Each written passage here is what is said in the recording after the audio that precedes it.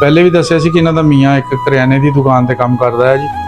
100 ਬਿਮਾਰੀ ਠਮਾਰੀ ਨਾਲ ਬੱਚਾ ਹੁਣ ਇਹਨਾਂ ਦਾ ਠੀਕ ਨਹੀਂ। ਉਹਦਾ ਬੱਚੇ ਨੂੰ ਕੀ ਪ੍ਰੋਬਲਮ ਆ? ਉਹਦਾ ਹੱਥ ਨਾ ਵਿੰਗਾ ਵਾ ਥੋੜਾ ਜਿਹਾ, ਉਹ ਵੀ ਪੈਦਾਇਸ਼ੀ ਤੌਰ ਤੇ? ਹਾਂਜੀ ਪੈਦਾਇਸ਼ੀ ਤੌਰ ਤੇ ਆ। ਕਿਸੇ ਨੇ ਕਿਹਾ ਕਿ ਫੈਸਲਾਬਾਦ ਡਾਕਟਰਾਂ ਨੇ ਕਿਹਾ ਕਿ ਲੈ ਕੇ ਜਾਓ, ਉੱਥੋਂ ਇਹਦਾ ਇਲਾਜ ਹੋਣਾ ਵਾ। ਹੁਣ ਉਹ ਵੀ ਦੇਖੋ ਜੀ, ਹੁਣ ਇਹ ਉੱਪਰੋਂ ਵੱਖਰੀ ਪੈ ਗਈ।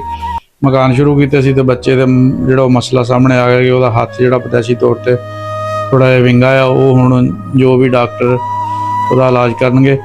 ਤੇ ਉਹ ਦੱਸ ਰਹੇ ਸੀ ਕਿ ਗਰੋਸਰੀ ਜਿਹੜੀ ਕਰਿਆਨੇ ਦੀ ਦੁਕਾਨ ਤੇ ਕੰਮ ਕਰਦਾ ਤੇ ਛੁੱਟੀ ਹੋਵੇ ਤਾਂ ਤਨਖਾਹ ਕੱਟਦੇ ਆ। ਹਾਂਜੀ ਛੁੱਟੀ ਹੋਵੇ ਤਾਂ ਉਹਨਾਂ ਨੇ ਦਿਹਾੜੀ ਕੱਟ ਲੈਣੀ। 20,000 ਰੁਪਇਆ ਸਿਰਫ ਤਨਖਾਹ ਵਾ, ਉਹਨਾਂ ਚ ਹੀ ਅਸੀਂ ਗੁਜ਼ਾਰਾ ਕਰਦੇ। ਤਨਖਾਹ ਨਾਲ ਮਸਾਂ ਹੀ ਦਾਲ ਰੋਟੀ ਜਿਹੜੀ ਇਹਨੂੰ ਚੱਲਦੀ ਆ। ਬਾਕੀ ਹਾਲਾਤ ਸਾਹਮਣੇ ਹੀ ਆ ਜੀ। ਚਾਚੀ ਉਹਨਾਂ ਦੇ ਨਾਲ ਅਸੀਂ ਰਹਿੰਦੇ ਹੁੰਦੇ ਸੀਗੇ। ਚਾਚੀ ਉਹਨਾਂ ਨੇ ਪਲਾਟ ਸਾਨੂੰ ਦਿੱਤਾ, ਲੇਕਿਨ ਉਹਨਾਂ ਚ ਵੀ ਛੱਤਣ ਦੀ ਗੁੰਜਾਇਸ਼ ਨਹੀਂ ਹੈ। ਚਾਚੂ ਠੀਕ ਨਹੀਂ ਰਹਿੰਦੇ ਹੈ, ਇਹਦੀ ਵਜ੍ਹਾ ਤੋਂ ਉਹਨਾਂ ਨੇ ਨਹੀਂ ਸਾਨੂੰ ਛੱਤ ਕੇ, ਬਸ ਤੁਸੀਂ ਜਿਹੜੇ ਭੈਣ ਭਰਾ ਦੇਖਣ ਦੇ, ਇਹਨਾਂ ਨੇ ਛੱਤ ਕੇ ਦੇਣਾ ਸਾਨੂੰ। ਅੱਲਾਹ ਪਾਕ ਦੀ ਜ਼ਾਤ ਕਰਨ ਵਾਲੀ ਹੈ ਜੀ। ਭੈਣ ਭਰਾਵਾਂ ਦੇ ਦਿਲਾਂ ਵਿੱਚ ਵੀ ਅੱਲਾਹ ਪਾਕ ਦੀ ਜ਼ਾਤ ਨੇ ਬਾਣੀ ਹੈ ਚੀਜ਼, ਤੇ ਇਨਸ਼ਾਅੱਲਾ ਅੱਲਾਹ ਖੈਰ ਰੱਖੇਗਾ।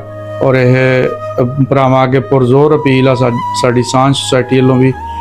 ਇੱਕ ਰਜਿਸਟਰਡ ਅਦਾਰਾ ਜੀ। ਅਸੀਂ 2 ਨੰਬਰ ਕੰਮ ਜਾਂ 2 ਨੰਬਰ ਬੰਦੇ ਦੀ ਕਦੇ ਵੀਡੀਓ ਨਹੀਂ ਬਣਾਉਂਦੇ ਹੈਗੇ। ਜਿਹੜੇ ਜੈਨੂਇਨ ਕੇਸ ਆ, ਜਿਹੜੇ ਸਾਨੂੰ ਲੱਗਦੇ ਆ ਕਿ ਵਾਕਈ ਯਾਰ ਇਹ ਡਿਜ਼ਰਵਿੰਗ ਆ, ਉਹਨਾਂ ਦੀ ਵੀਡੀਓ ਬਣਾਈ ਦੀ। ਕਿਉਂਕਿ ਸਾਡਾ ਇਦਾਰਾ ਜਿਹੜਾ ਆ ਉਹ ਇੱਕ ਰਜਿਸਟਰਡ ਅਦਾਰਾ ਆ।